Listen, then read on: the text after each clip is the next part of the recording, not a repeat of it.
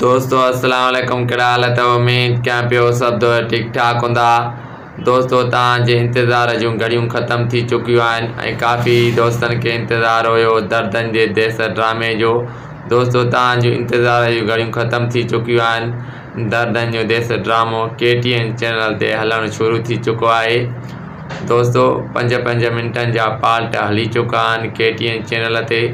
जंहिं बि दोस्त दर्दनि जो देस ड्रामो न आहे ॾिठो उन्हनि खे गुज़ारिश कंदुमि त YouTube चैनल ते KTN ते सर्च करे ऐं दर्दनि जो देस ड्रामो ॾिसी सघो था।